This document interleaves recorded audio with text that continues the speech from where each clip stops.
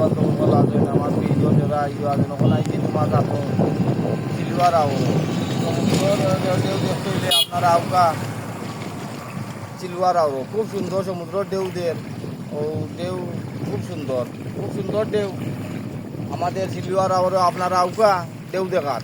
ধন্যবাদ সবাই রে। ঢেউ দেখাও এই দেখো আপনারা কি সুন্দর ঢেউ,